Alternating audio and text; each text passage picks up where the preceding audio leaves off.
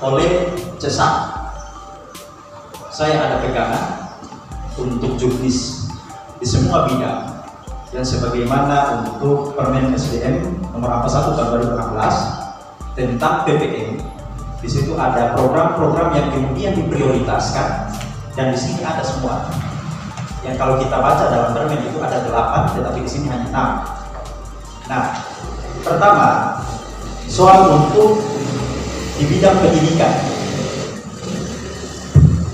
Kita tahu bersama bahwa kalau kita baca untuk juknis yang sementara diputuskan oleh PT NHM, kita akan tahu bagaimana untuk diskriminatif terkait dengan kebijakan yang sementara dikeluarkan. Pertama, calon penerima bantuan pendidikan itu bagi mahasiswa yang meskipun dia orang kaum malefut, tetapi kalau misalnya untuk orang tuanya PNS, kemudian juga untuk pekerja tambang, itu tidak akan diberikan. Itu salah satu masalah yang sangat krusial dalam juknis untuk bantuan pendidikan. Itu pertama. Kedua,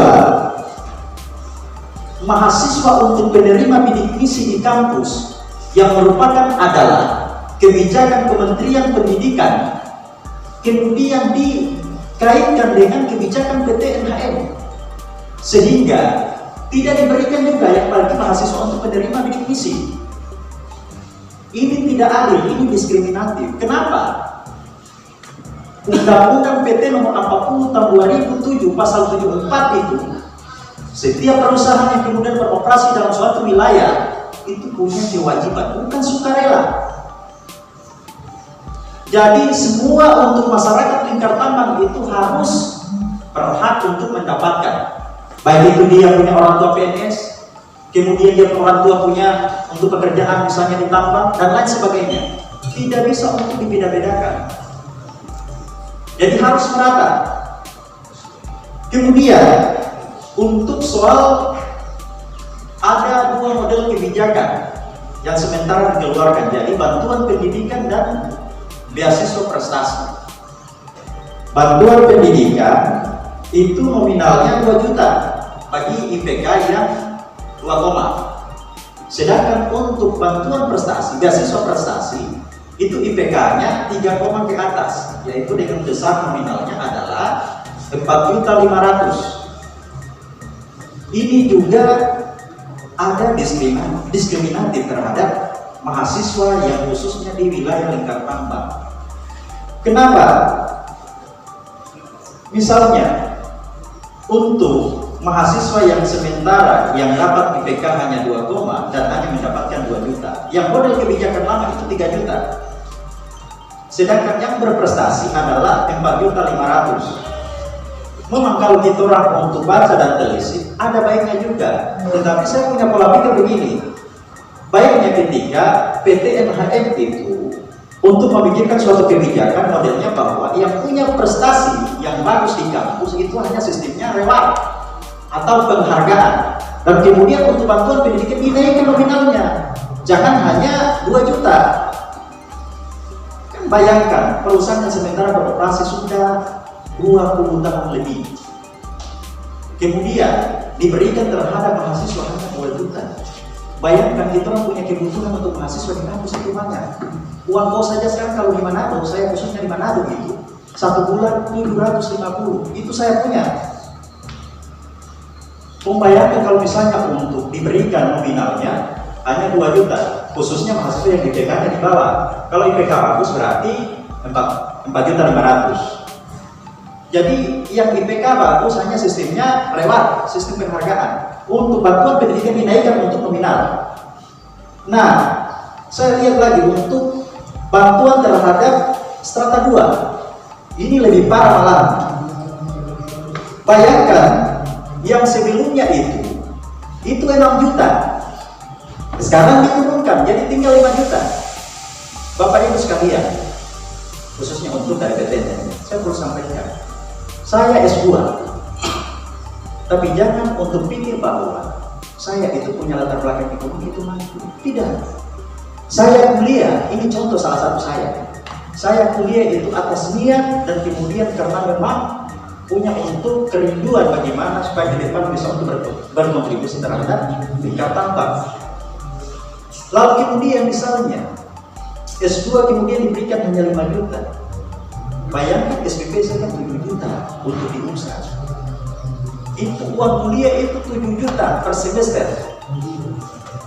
Dan itu orang tua yang tanggung.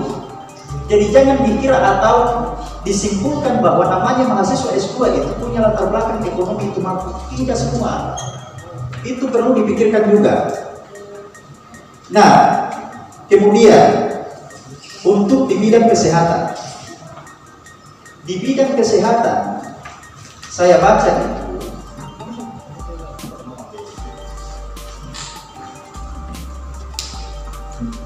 diprioritaskan hanya pada untuk kader posyandu dan dukun. Ini bagus juga. Tetapi yang paling penting dan paling utama adalah salah satunya yang sementara lagi mandek, dan kami tahu untuk masyarakat di Jakarta bahwa kesepakatan itu sudah dibangun sejak tahun 2017, yaitu rumah sakit kawal. Itu juga perlu untuk ditindaklanjuti. Jadi tambahan untuk di bidang kesehatan, rumah sakit kawal itu perlu untuk diperhatikan. Jadi harus ada kejelasan terkait dengan bagaimana progres pembangunan tersebut, karena sementara ini kita orang juga bingung terkait dengan pembangunan.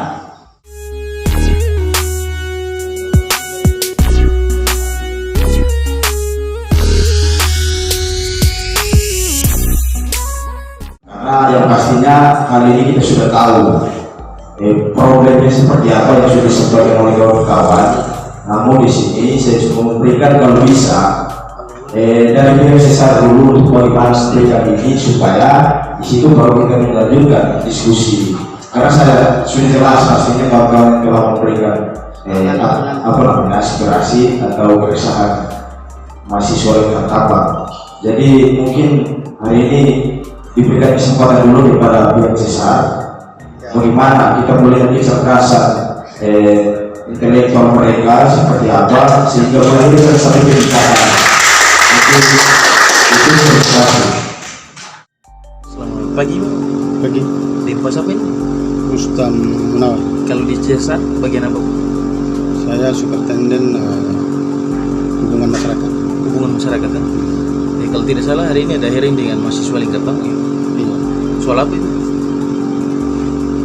Berdasarkan tuntutan itu kan menyangkut dengan persoalan juknis. Soal apa? Juknis. Menyangkut dengan persoalan juknis, arahnya adalah dana pendidikan. Dan beasiswa. Memangnya dana pendidikan ada bermasalah apa? Persoalan tahapan proses juknis ini kan dilakukan sangat luar biasa sebenarnya. Iya. Konsultasi dengan mahasiswa kemarin juga kita lakukan konsultasi dengan rektor dan lain-lain sampai pada tingkat menaikkan itu juknis. Jadi arah atau tuntutan tujuan adalah bagaimana kualitas yang kita kejar tapi bukan kuantitas. Ini yang menjadi acuan. Kenapa ada beasiswa? Kenapa ada bantuan pendidikan? Nah, ini kita sudah pertimbangkan sampai pada tingkat kenapa ada bantuan pendidikan. Tujuan bantuan pendidikan itu bagi orang yang tidak mencapai IP yang sudah ditetapkan. Kalau eksakta 3,00 dan eksakta itu 3,25 ya. Mungkin seperti itu. Kalaupun dibawa dari IPK 3, itu bantuannya seperti apa? Masuk pada bantuan dana pendidikan. Dana pendidikan. Kalau di atas dari 3, Beasiswa. Kira-kira berapa jumlah mahasiswa yang ada di sana, Pak? Diperkirakan sekitar 2.000 lebih. Terus proses Jadi awal ketika kita bahas itu kan kita mau merancang dalam rangka untuk beasiswa itu per desa dibagi per kota. Akan tetapi karena pertimbangan jangan sampai ketika ada desa yang tidak mencapai itu dan sia-sia ketika kita bagi per kota per desa, maka yang kita lakukan kita plot untuk beasiswa itu adalah 1.000 orang. Nah, tinggal bagaimana, jadi 1.000 orang itu sekaligus 5 kecamatan. 5 kecamatan ini tinggal siapa bersaing silakan. Saya contohkan seperti desa kau. Kalau kita plot 10 orang kan tidak mungkin, karena memang dari sisi mahasiswanya itu mereka banyak. Jadi ini mahasiswa banyak, akhirnya kalau kita mau maka kita plot 1000 orang tinggal bebas. Jadi desa mana yang mencapai dengan titik IP yang di atas, maka Dalam dia tetap 1 tahun berapa kali proses pembayaran? ini kan 1 tahun langsung. tahun Jadi ya Itu tidak ada kendala ya? yang kemarin itu kan tidak ada kendala hari ini ya, karena memang pertimbangan juknis mungkin mereka, karena kita sudah sampaikan juknis ini ke desa, kepala desa mungkin sudah sampaikan ke mahasiswa bahwa ini juknis, sehingga mereka mungkin merasa keberatan dengan juknis tersebut, sehingga mereka protes, dan akhir ini Kira-kira poin-poin juknis yang di komentar soal apa? menyangkut persoalan yang mereka kritisi itu kan persoalan besaran Besaran bantuan. total bantuan pendidikan itu. Terus Untuk saat ini besarannya berapa, Pak? yang untuk bantuan pendidikan itu kan kita plot 2 juta. 2 juta. Kalau beasiswa kan 4,5 juta. 4,5 juta. Untuk yang dapat beasiswa itu ada berapa banyak? Ini langkah awal dalam rangka untuk ini, makanya kita plotkan 100.000 orang Oh, 1.000 orang itu, Mas. untuk beasiswa kan. Beasiswa, ya. Yang sisanya 1.000 itu kalau tidak mencapai IP, maka itu dia di bawah 2 juta. Oh iya. Berarti untuk beasiswa sendiri belum jalan ya? Belum jalan. Beasiswa Institusi anggarannya sendiri, belum, ya. Baru dalam proses perencanaan ini. Dalam proses perencanaan. Untuk bantuan sudah jalan ya? Bantuan itu sudah jalan dari kemarin. Makanya yang dulu itu kan kemungkinan karena memang itu 3 juta kita turunkan 2 juta, akhirnya kan ada kritikan. Mereka mau samakan dengan kemarin yang 3 juta. Kan dulu kan 3 juta. Ya. Yang Apakah kan semua kemarin- mahasiswa yang ada di Lingkar Tampang protes soal ini, Pak? Saya tidak terlalu tahu juga, akan tetapi ya kemarin kan mereka sudah minta hearing, akan tetapi karena mungkin belum ada kesempatan untuk kita bertemu, akhirnya kan hari ini kita Sebelum sudah pernah hearing, Pak, soal ini? sudah pernah hearing. Kita Kapan punya itu? karena begini, kita di sana saya humas dan kita kan punya divisi-divisi. Jadi ada divisi tentang persoalan pendidikan, kesehatan, terus pengembangan ekonomi, pertanian dan lain-lain. Saya pada tingkat itu, termasuk salah satu itu kan rumah sakit.